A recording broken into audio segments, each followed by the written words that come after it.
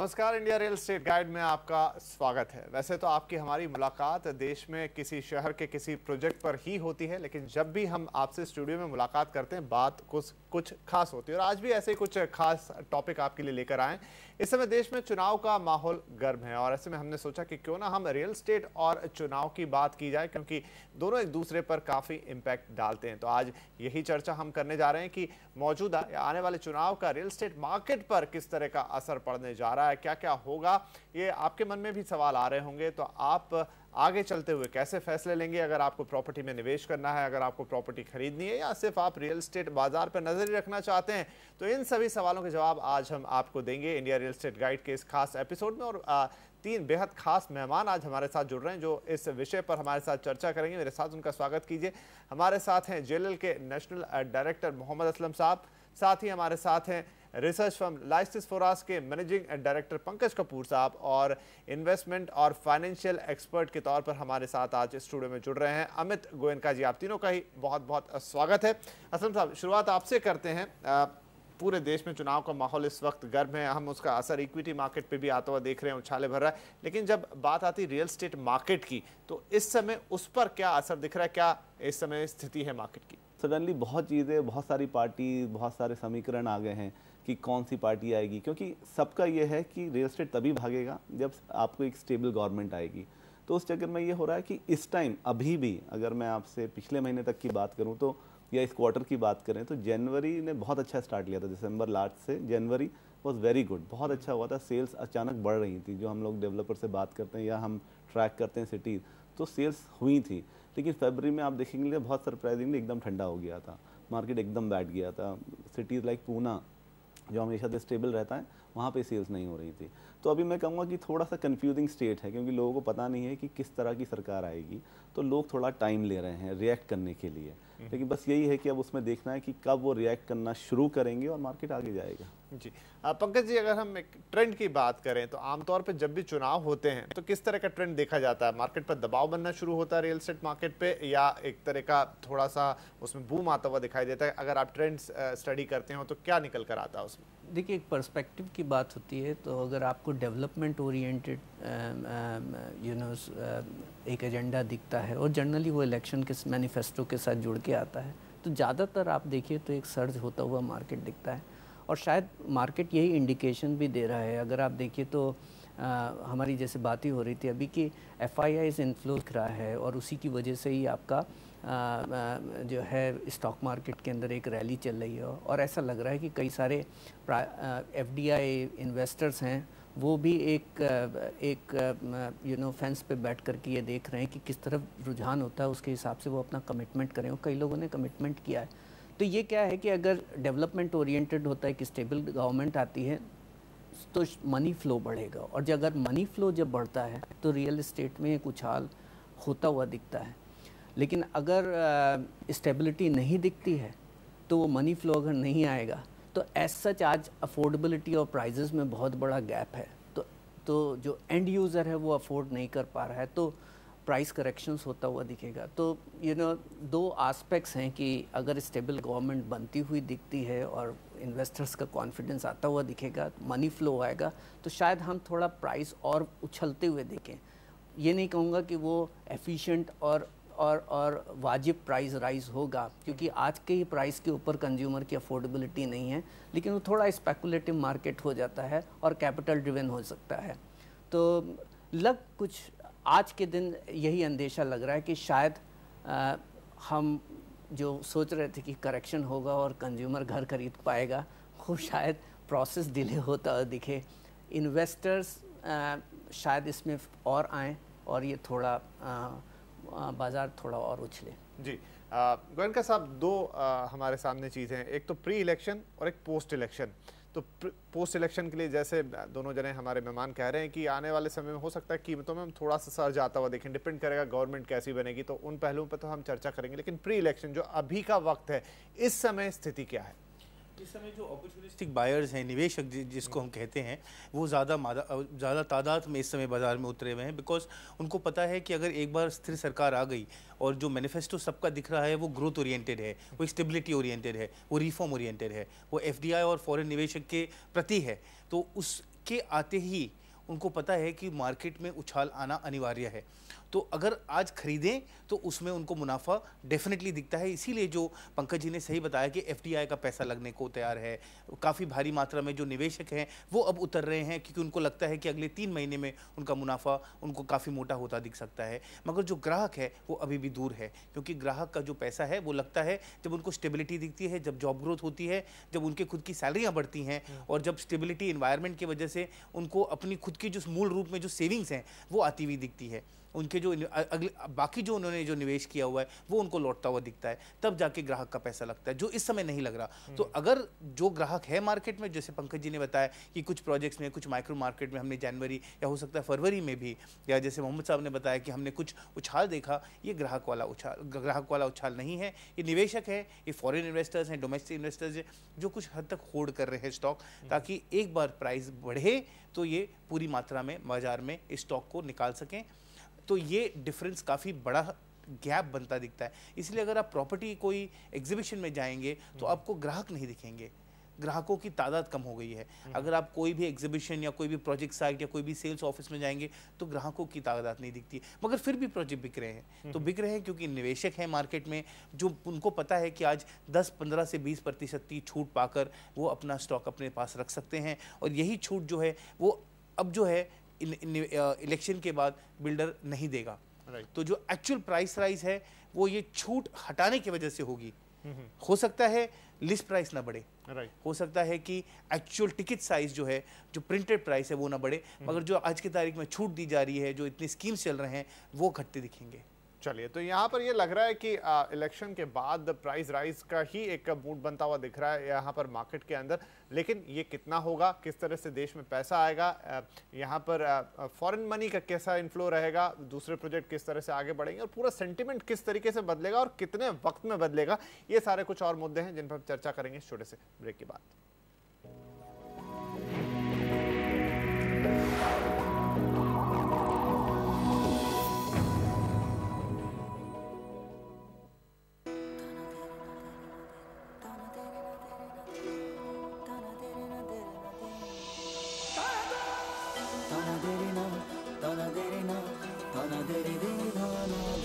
Presented by ICICI Foundation. Knowledge Partner, Dasra. Print Partner, The Caravan. Open. Hindu Business Line and Entrepreneur. One of Central India's finest schools. The first school in Indore affiliated to the CISCE board. Laurel School International, empowering through knowledge since 1989. Zara Diamond 75% finance facility लेकर आए हैं एक अटूट विश्वास के साथ। हर हाथ की बात ज़ारा डायमंड के साथ, world's biggest diamond jewellery chain in India. 370 horsepower, 110 kilometers per hour, 6 tons of giant muscle, yet skillful and agile. The T1 Prima Truck Racing Championship on 10 Sports.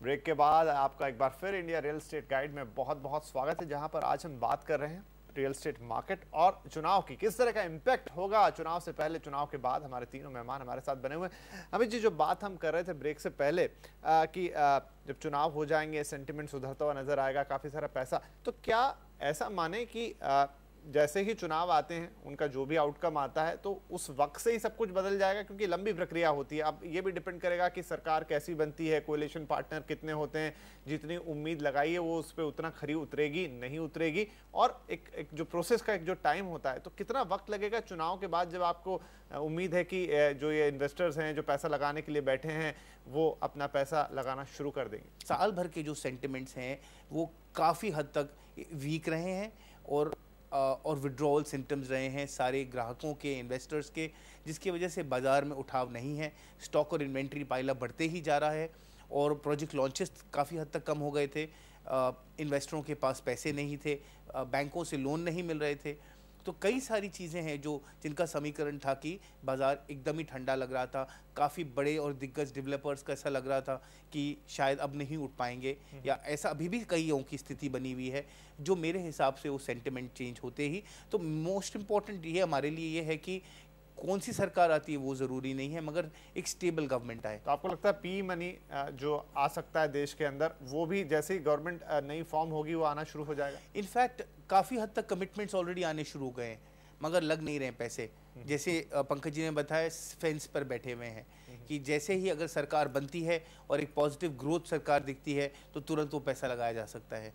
तो कमिटमेंट्स हैं ऑलरेडी, और अगर आज की तारीख में अगर अपने पिछले 3-4 महीनों के ही अगर अपने कमिटमेंट्स गिने तो करीब 6,000 से 7,000 करोड़ के कमिटमेंट्स आए हैं, जो एक सिर्फ एक मेरे हिसाब से मूल रूप में एक इंडिकेटर है कि कितना पैसा आज की तारीख में इंडिया में लगने के लिए तैयार है, जो पिछले 4-5 साल में नहीं लगा है। तो वो जो पैसे की जो ताकत है जो 4 साल में नहीं इंडिया में लगी, अब वो यकायक लगने को तैयार है अगर एक स्टेबल ग्रोथ ओरिएंटेड गवर्नमेंट आती है। और उसमें कोई टाइम लैग नहीं लगेगा, बिकॉज क्योंकि जैसे अगर आप स्टॉक मार्केट की बात करें और रियल एस्टेट के साथ उसका कोरिलेशन देखें तो तकरीबन ऑलमोस्ट 100% कोरिलेशन आपको दिखता है, of course with a lag of 3 to 6 months। तो अगर मार्केट आपका 15% चढ़ा है पिछले 5-1 महीनों में, तो उसका इफेक्टिव इम्पैक्ट जो है उतने ही हद तक आपको अगले 3 महीनों में रियल एस्टेट में दिख सकता है, प्रोवाइडेड कि लोगों का कॉन्फिडेंस बना रहे और सरकार में स्थिरता रहे। सरकार में स्थिरता भी आ जाएगी, लोगों में शायद कॉन्फिडेंस भी आ जाएगा इकोनॉमिक एनवायरनमेंट को लेकर। पंकज, जिन प्राइजेस पर अभी हमने देखा कि पिछले 2-3 साल से बिक्री ऑलमोस्ट घट के आधी से भी कम रह गई थी, आपको लगता है कि जब वो प्राइसेस और बढ़ेंगे तो जो बिक्री है उसमें एक सर्ज देखने को मिलेगा, या जिसको सेल्स जो चाहिए मार्केट को चलाने के लिए वो आती हुई दिखेंगी हमें? देखिए, मुझे डिफ़िकल्टीज़ लग रही है, और उसका कारण यह है कि जो पहले जो इन्वेस्टर्स थे जिन्होंने 2009-10 में भी डाला और आज उनके प्राइस बढ़ गए हैं, लेकिन आज वो एग्ज़िट करना चाह रहे हैं तो कर नहीं पा रहे हैं। स्पेशली जो बहुत ही इन्वेस्टर ड्रिवन मार्केट रहे हैं, एनसीआर के मार्केट रहे हैं। मैं कुछ एक अंडर राइटर से मिला जिनके पास 100 घर पड़े हुए हैं, साल भर में एक घर भी नहीं बेच पाए और आज एग्ज़िट करना चाहते हैं। तो ये लग रहा है कि जो डोमेस्टिक इन्वेस्टर्स है वो कुछ हद तक फंस चुका है अब उस, और काफ़ी माल जो है वो सेकेंडरी मार्केट में बहुत ज़्यादा अवेलेबल है और डिस्काउंट्स के ऊपर अवेलेबल है। ऑल ऑफ ए सडन आप फिर से पी मनी आया, फिर उसको देखते हुए फिर से प्राइस और आगे बढ़ जाएं और उस प्राइस को सपोर्ट करने के लिए ज़्यादा इन्वेस्टर्स और आगे बढ़ें, थोड़ा क्वेश्चन मार्क लग रहा है। और दूसरा यह है कि जितने भी प्राइवेट इक्विटी इन्वेस्टर्स भी थे वो एक लेसन लर्न कर चुके हैं। नाउ आज वो जो निवेश करना चाहते हैं वो निवेश करते वक्त वो उस वेलोसिटी को मेंटेन करना चाहते हैं। तो इस वक्त मुझे ये नहीं लग रहा है कि आने के बाद जिस तरीके से पहले माल बिके ना बिके लेकिन प्राइस बढ़ता रहता था और उन्हें बताते थे कि प्राइस एक ग्रोथ है, आज वो खाली प्राइस को ग्रोथ को नहीं मानते, वो कहते हैं प्राइस के साथ साथ तुम इतना माल स्टॉक को तुमको बेचना पड़ेगा, उस हिसाब से उनकी वैल्यूएशन हो रही है। तो ये नहीं लग रहा है कि इस मार्केट में आज उतनी एपेटाइट है कि आप उस लेवल पे स्पेकुलेट करके वहाँ पे और ज़्यादा भाव बढ़ा सकोगे।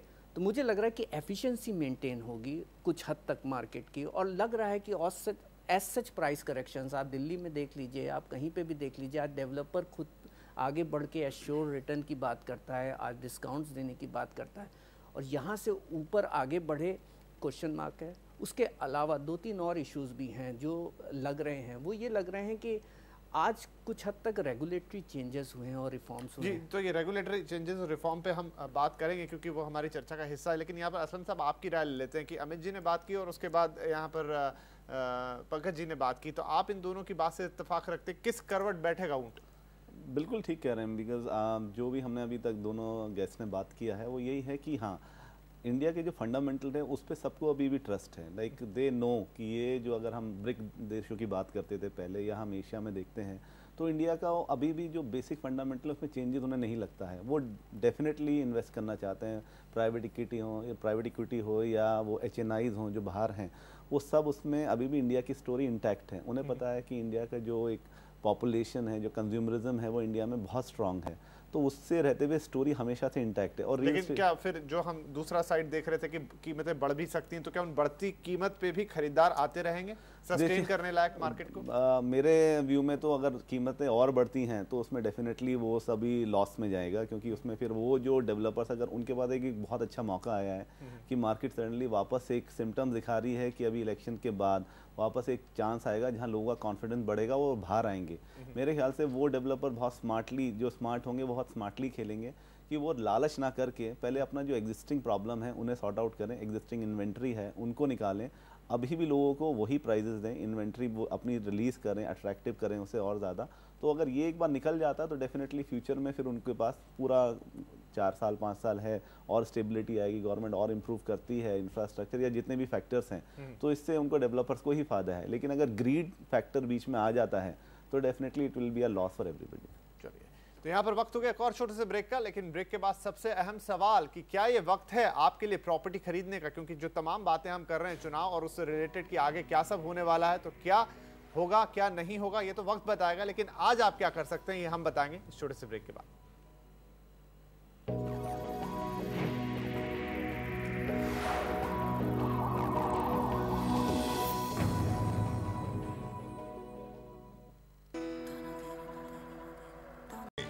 सतर्कता से विकास की राह पर बनाई है एक नई पहचान। ग्रास रूट पे जो पुलिसमैन, उसको सम्मानित करने की इसी श्रृंखला को ईटीवी परिवार ने आगे बढ़ाया है।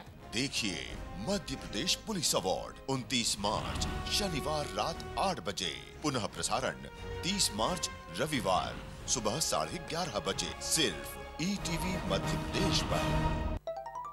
जिस लोकेलिटी में आप प्रॉपर्टी देख रहे हैं, क्या वहाँ पे मार्केट है, पानी, बिजली है? कैसे पता करेंगे? Bond, local bond, secret agent, इतना सीक्रेट कि इसके पासपोर्ट पे इसकी फोटो भी नहीं है। हर लोकेलिटी की जानकारी आपको देगा। नॉनसेंस, हर लोकेलिटी की छोटी बड़ी जानकारी आसानी से मिलती है सिर्फ magicbricks.com पे। तभी तो magicbricks.com प्रॉपर्टी से ही मिलेगी यहीं।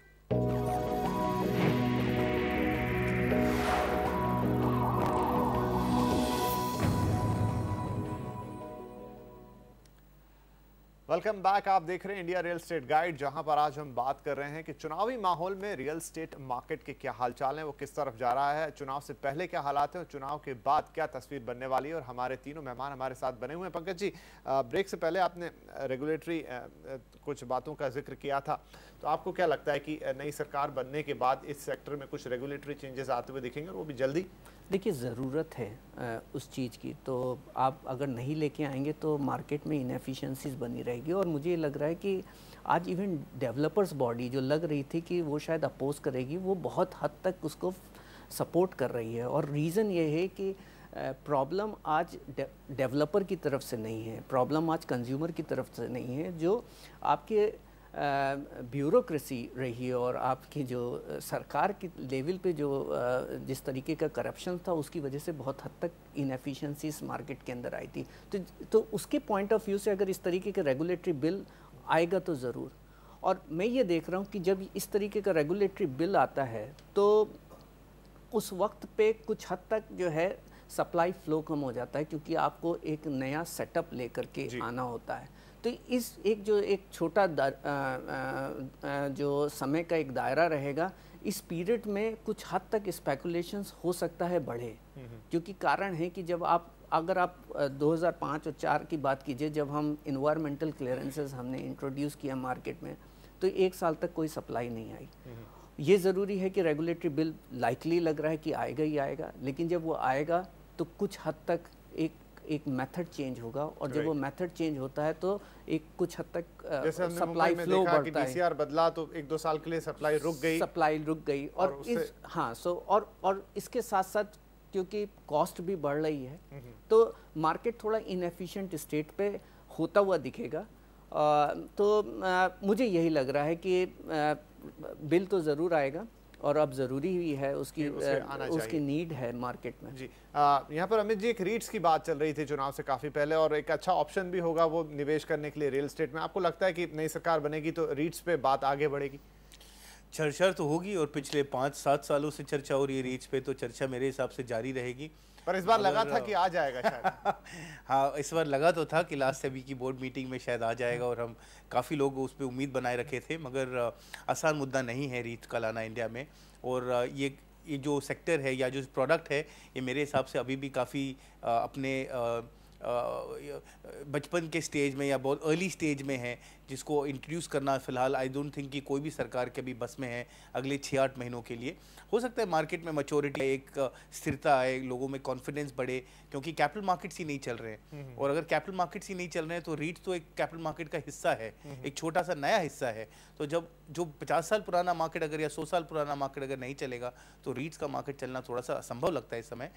तो मेरे लिए ज़्यादा ज़रूरी ये है कि जो बाकी पेंडिंग रेगुलेटरी रिफॉर्म्स हैं, चाहे वो टैक्सेशन में हो या एग्जिस्टिंग जो सेबी रेगुलेटेड प्रोडक्ट्स और व्हीकल्स हैं, चाहे वो आपके AIF व्हीकल्स या PMS व्हीकल्स, अगर उन्हीं में अगर सुधार आ जाता है तो काफ़ी हद तक रीट्स का जो चर्चा है वो फिर आगे बढ़ पाएगी। तो इसके लिए ज़रूरी है कि टैक्स रिफॉर्म्स आएँ। काफ़ी हद तक प्रॉपर्टी टैक्स और वैट सर्विस टैक्स जैसे मुद्दे आज भी काफ़ी स्पाइकी है, काफ़ी मुश्किल है स्टेट गवर्नमेंट्स के लिए, उन पे रिफॉर्म आए। और ये सब होने के बाद ही हमको लगता है कि कोई नया प्रोडक्ट का इंट्रोडक्शन हो पाएगा, बिकॉज कॉन्फिडेंस बहुत ज़रूरी है रीट्स जैसे प्रोडक्ट का इस बाज़ार में आने के लिए। तो मेरा तो यही मानना है कि आज का जो समय है चुनाव से पहले, ये डिस्काउंट का पीरियड है। उसके बाद का जो समय आएगा वो एक hardening of prices, hardening of stands का आएगा, जहाँ पे स्टॉक इन्वेंट्री क्लियर करने की बात आएगी। प्राइसेस जो डिस्काउंट्स जो है वो देने बंद हो जाएंगे, भले ही प्राइस आप मेंटेन करें, मगर इफेक्टिव आपका जो कॉस्ट है वो हल्का सा शायद बढ़ जाएगा। और उस समय काफ़ी हद तक ग्राहकों का आने का मुझे लगता है कि काफ़ी हद तक ग्राहक आएंगे, कैश फ्लोज बढ़ेंगे, बाहर का और निवेशकों का सपोर्ट बढ़ेगा। तो ये सब के चलते हुए रेजिडेंशियल प्राइसेस स्टेबल होंगी, और स्टेबल के बाद फिर शायद बढ़ने का उसकी बारी आए। उससे पहले कमर्शियल प्राइसेस हैं वो बढ़ना शुरू होंगी, बिकॉज डेफिनेटली आउटकम जो होता है वो कमर्शियल रियल एस्टेट पे काफ़ी भारी इम्पैक्ट आता है, बिकॉज कॉमर्स ग्रो होता है, इकॉनमी ग्रो होती है। तो कमर्शियल रियल एस्टेट जो पिछले 5 सालों से अपनी सारी लोअर लेवल्स को तोड़ के इतने लो लेवल पे आ चुका है कि मुझे लगता है वहाँ पे शायद इन्वेस्टर और कंज्यूमर कॉन्फिडेंस आता दिखे। और अगर ये दो एसेट क्लासेस अगर स्टेबलाइज होती हैं, तब जाके बाकी निवेश क्लासेस जो हैं, चाहे वो रीट्स हों या बाकी चीज़ें हैं, उसका फिर उभरना फिर अनिवार्य तब हो जाएगा। पर उसको मुझे लगता है साल भर का हमको समय देना पड़ेगा, थोड़ा वक्त लगेगा। चलिए, तो अब हम अपने शो को कंक्लूड करने की तरफ आ गए। आप तीनों से एक एक करके पूछूंगा। असलन साहब, पहले आपसे कि अभी चुनाव होंगे और उसके बाद फिर गवर्नमेंट बनेगी, उसके कामकाज होंगे, उनका असर दिखना शुरू होगा। तो ये 6, 7, 8 महीने, साल भर का वक्त भी हो सकता है। लेकिन आज की तारीख में अगर किसी को प्रॉपर्टी खरीदनी है तो वो क्या फैसला करे और क्या चीज़ें देख के फैसला करे? देखिए, जहाँ तक एंड यूज़र की बात है तो हम लोग हमेशा तो यही एडवाइस करते हैं कि अगर आपको घर खरीदना है, आपका रिक्वायरमेंट आज है, तो आज आप बात कीजिए। उसको मार्केट को आप टाइम नहीं कर सकते हैं, लेकिन ये एक ऐसा माहौल है इस टाइम और आपको ऐसा अपॉर्चुनिटी जहाँ आप टाइम कर सकते हैं। क्योंकि जहाँ तक है, ज़्यादा से ज़्यादा एक्सपर्ट्स की राय यही है कि after election definitely price increase होंगे। तो ये आज आपके पास टाइम है, अब से लेके 3-4 महीने, 5 महीने तक, जहाँ पे अभी भी डेवलपर्स और अच्छी डील्स है मार्केट में। आप जाइए, बैठिए, नेगोशिएट कीजिए। आपका जो ड्रीम हाउस है, जो आप खरीदना चाहते हैं हमेशा से, वो आज कीजिए। क्योंकि लीजिए फॉर एग्जांपल, अगर लीस्ट कल उठ के प्राइस नहीं भी बढ़ते हैं, लेकिन फिर भी आपका घर आज की डील में आपको हो जाएगा। और जो कि एक रूल है कि जब आपको घर खरीदना है तो आप घर खरीदिए, उसको आप टाइम मत कीजिए। तो मेरा तो यही व्यू है और यही एडवाइस है कि अगर आपका घर लेना है, गो आउट राइट नाउ और आप घर ले लीजिए। आप क्या कहेंगे पंकज जी? देखिए, मैं कोई भी समय ख़राब नहीं होता, केवल वैल्यूज़ बराबर होनी चाहिए। और मैं ये ज़रूर बोलता हूँ कि आप एक घर अगर खुद के लिए ख़रीद रहे हैं और आप वहाँ जाके रह सकते हैं, तो आप देख लीजिए कि आप कम्यूट कर सकते हैं वहाँ पे और आप उसे अफोर्ड कर सकते हैं, तो आप खरीदिए। आज की इस खास चर्चा में फिलहाल यहीं विराम लेंगे। आप तीनों का बहुत शुक्रिया यहाँ पर आने और बातचीत करने के लिए, और आपका भी शुक्रिया हमारे साथ इस कार्यक्रम को देखने के लिए। बहुत बहुत शुक्रिया। आप बने रहिए CNBC आवाज़ के साथ। नमस्कार।